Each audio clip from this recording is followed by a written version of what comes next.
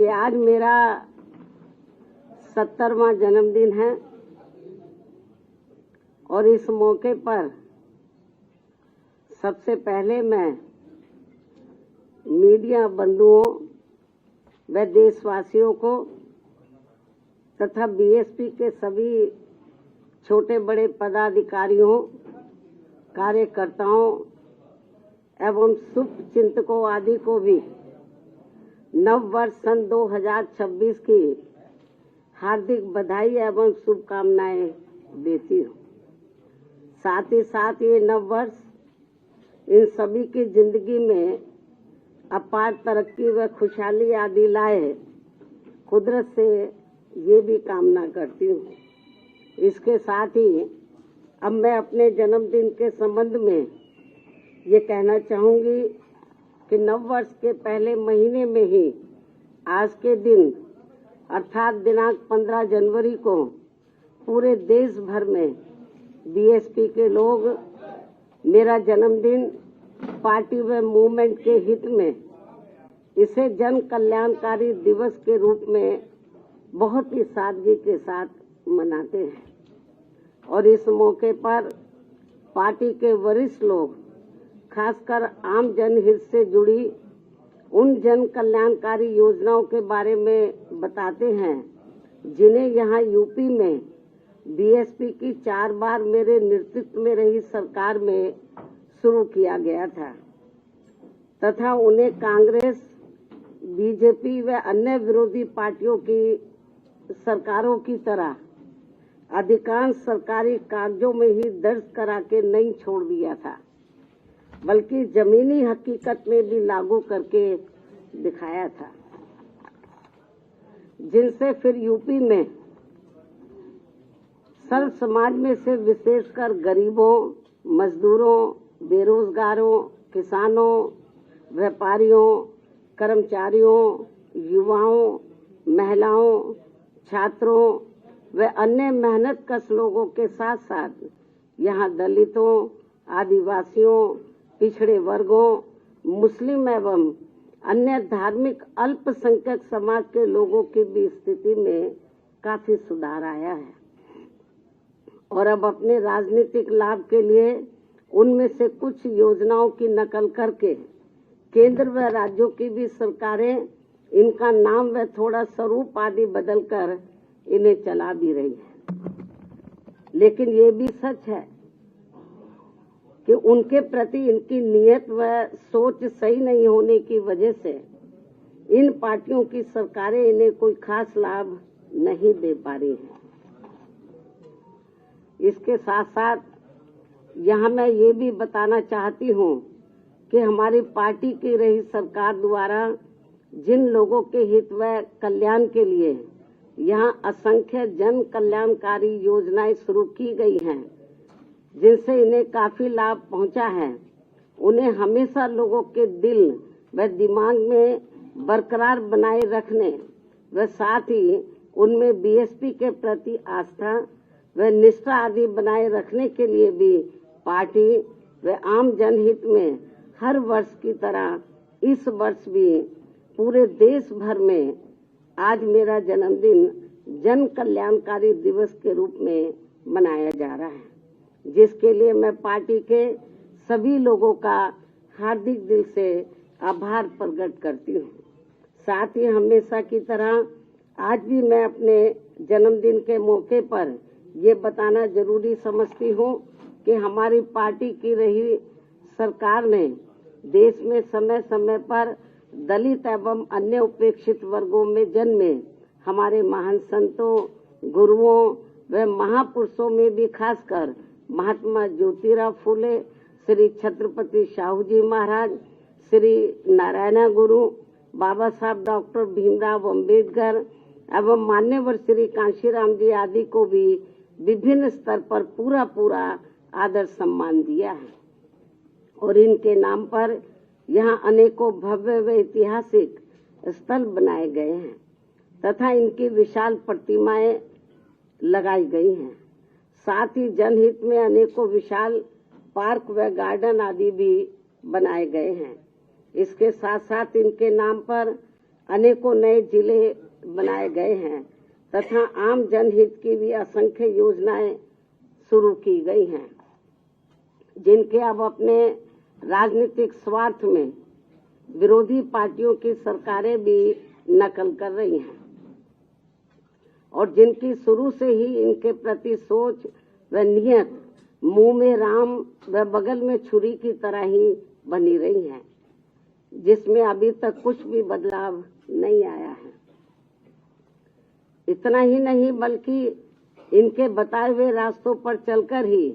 हमारी पार्टी की रही सरकार ने हर मामले में व हर स्तर पर बहुजन समाज के लोगों को प्राथमिकता देते हुए यहाँ सर्वजन हिताय व सर्वजन सुखाय की नीतियों एवं सिद्धांतों पर आधारित ही सरकार चलाई है। ऐसे सभी संतों, गुरुओं व महापुरुषों को भी आज मैं अपने जन्मदिन के मौके पर पूरे तहे दिल से नमन करती हूँ, जिनके बताए हुए रास्तों पर चलकर ही मैंने देश में यहाँ सदियों से उपेक्षित रहे खासकर दलित एवं अन्य उपेक्षित वर्गों के लोगों को मान सम्मान के साथ अपने पैरों पर खड़े करने के लिए अपनी पूरी जिंदगी भी समर्पित कर दी है। क्यों भाई खांसी बहुत आ रही है, थोड़ा ये माइक भी कम करो, आप थोड़ा सा इधर को हो जाओ और ये दरवाजा खोल दो। मेरे ख्याल सफोकेशन हो रहा है मेरे ख्याल आप लोगों को।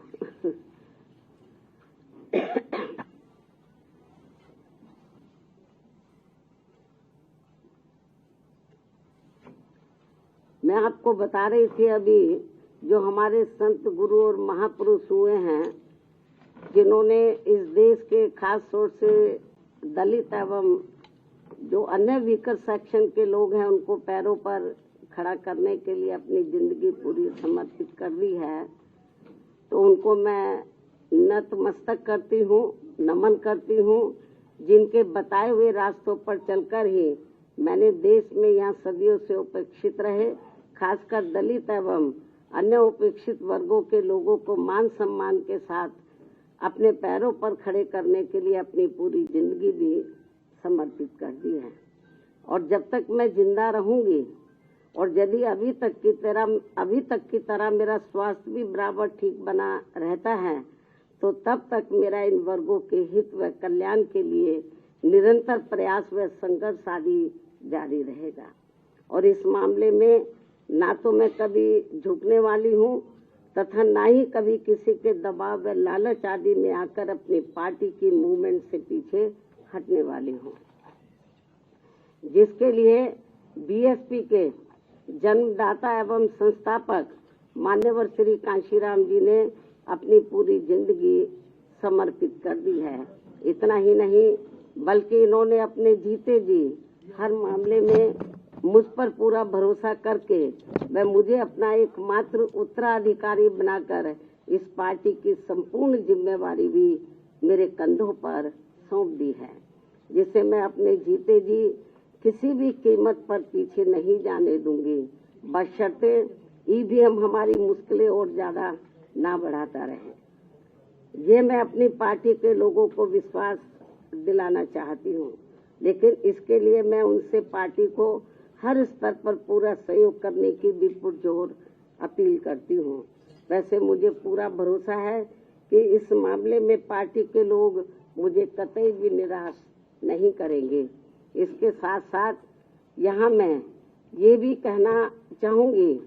कि पार्टी द्वारा हर वर्ष इनके मूवमेंट को आगे बढ़ाने के लिए विभिन्न स्तर पर जो भी प्रयास किए गए हैं और इस दौरान जो भी उतार चढ़ाव आए हैं तथा विरोधियों द्वारा बीएसपी को कमजोर करने के लिए जो भी षड्यंत्र रचे गए हैं, तो इन सब का पिछले एक वर्ष का पूरा लेखा जोखा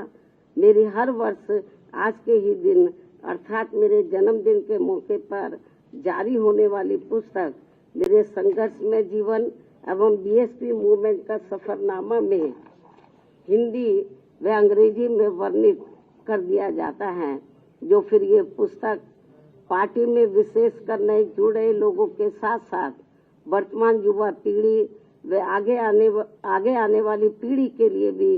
पार्टी व मूवमेंट के हित में उन्हें सही मार्गदर्शन व प्रेरणा आदि देने का ये अति महत्वपूर्ण कार्य करेगी,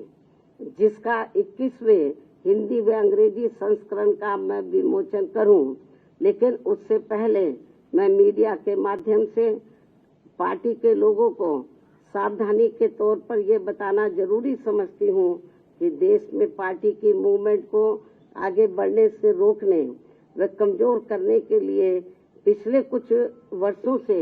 यहाँ कांग्रेस, बीजेपी व अन्य जातिवादी पार्टियां आए दिन किस्म किस्म के साम दाम दंड भेद आदि अनेकों हथकंडे इस्तेमाल करती रहती हैं,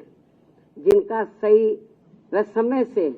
मुंह तोड़ जवाब देकर वे हर प्रकार की सावधानी बरतते हुए ही अपनी पार्टी के लोगों को पूरे देश में बीएसपी को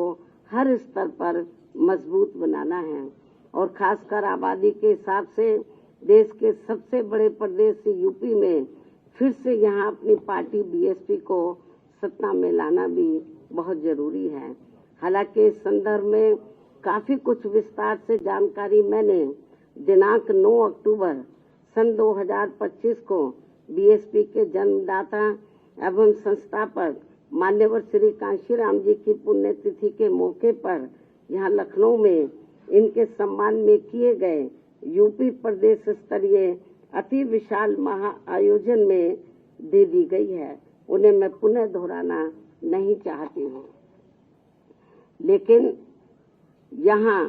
यूपी की आम जनता को सजग व सचेत करने के उद्देश्य से ये कहना जरूरी समझती हूँ कि पिछले महीने सन 2025 में उत्तर प्रदेश विधानसभा के हुए शीतकालीन सत्र के दौरान राजधानी लखनऊ में अकेले बीजेपी के ही नहीं बल्कि सपा व कांग्रेस के भी ब्राह्मण समाज के सभी विधायकों तथा सरकार के मंत्री आदि ने भी एक जगह इकट्ठा होकर अपने ब्राह्मण समाज की वर्तमान बीजेपी की सरकार में भी हर स्तर पर हो रही उपेक्षा तथा इन पर आए दिन हो रही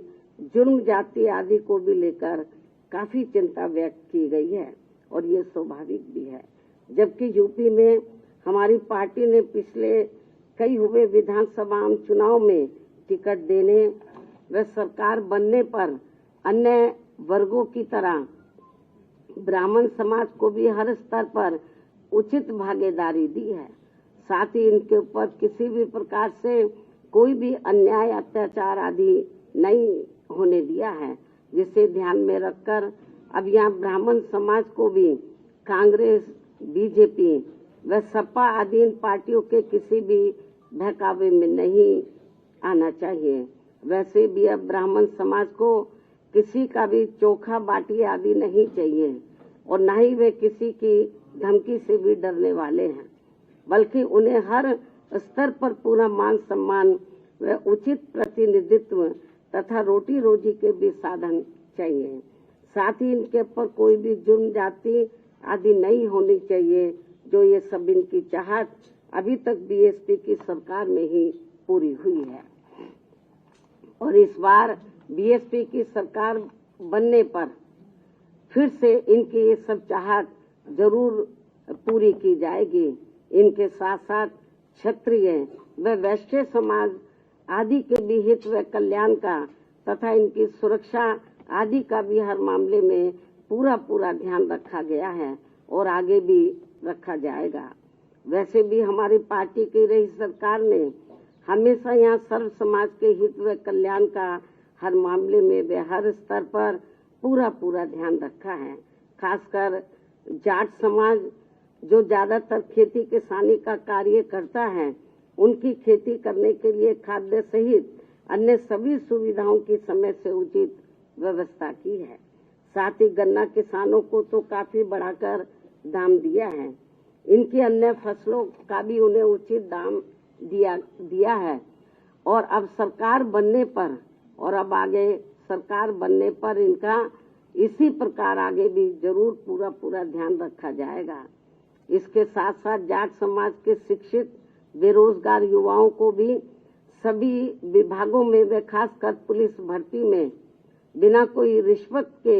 उन्हें काफी सरकारी नौकरी भी दी है। अन्य वर्गों की तरह इनके ऊपर भी कोई जुल्म जाति आदि नहीं होने दी गई है। राजनीति में भी इनको उचित भागीदारी दी है और अब इनको भी अपने हित व कल्याण में बीएसपी से जुड़कर अपनी पार्टी बीएसपी की ही सरकार बनाना बहुत जरूरी है। इतना ही नहीं बल्कि यहाँ दलितों, पिछड़ों, मुस्लिम व अन्य धार्मिक अल्पसंख्यक समाज के लोगों के हितों का तो बीएसपी की रही सरकार में हर स्तर पर इनका प्राथमिकता के आधार पर विशेष ध्यान रखा गया है और इनके ऊपर कोई भी अन्याय, अत्याचार आदि नहीं होने दिया है। आगे भी इन वर्गों का विशेष ध्यान रखा जाएगा। इसके अलावा हमारी पार्टी की रही सरकार ने किसी के भी मंदिर, मस्जिद व चर्च आदि को भी कोई क्षति नहीं पहुंचने दी है। इस प्रकार से हमारी पार्टी की रही सरकार ने यूपी की आम जनता को हर मामले में व हर स्तर पर काफी बेहतरीन सरकार दी है। हालांकि प्रदेश की आम जनता ने यहाँ कांग्रेस, बीजेपी व सपा आदि का भी शासनकाल देखा है और खासकर सपा के शासनकाल में तो यहाँ अधिकांश गुंडों, बदमाशों, माफियाओं व भ्रष्ट लोगों का ही राज चलता रहा है, जिसमें इनके खुद के समाज को छोड़कर अधिकांश अन्य सभी वर्गों का शोषण होता रहा है। और इस मामले में दलित वर्ग के लोगों का तो इनकी सरकार में सबसे ज्यादा उत्पीड़न हुआ है, जिनके समाज के बीएसपी की प्रमुख नेता को भी सपा से अलग होने पर, जब गठबंधन की सरकार थी तो सपा से अलग होने पर दिनांक 2 जून सन 1995 को यूपी के लखनऊ सरकारी गेस्ट हाउस में मेरे ठहरने के दौरान वहां सरकारी मशीनरी की मदद से सपा के कई हजार गुंडों व बदमाशों आदि ने जो उस दिन मेरे ऊपर जानलेवा हमला करने का पूरा प्रयास किया है, ये सब भी किसी से छिपा नहीं है। इसके अलावा दलित एवं अन्य पिछड़े वर्गों में जन्मे हमारे महान संतों, गुरुओं व महापुरुषों की भी इनकी सरकार में हर स्तर पर काफी उपेक्षा की गई है। संसद में दलितों के पदोन्नति में आरक्षण से संबंधित लाए गए बिल को भी सपा के सांसदों द्वारा फाड़ दिया गया था। मान्यवर श्री कांशीराम जी के देहांत होने पर इनकी सरकार द्वारा इनके सम्मान में एक दिन का भी राजकीय शोक घोषित नहीं किया गया था। पिछड़े वर्गों का भी आरक्षण संबंधी ज्यादातर लाभ इनकी सरकार में केवल इनका खुद का अपना समाज ही उठाता रहा है। मुस्लिम समाज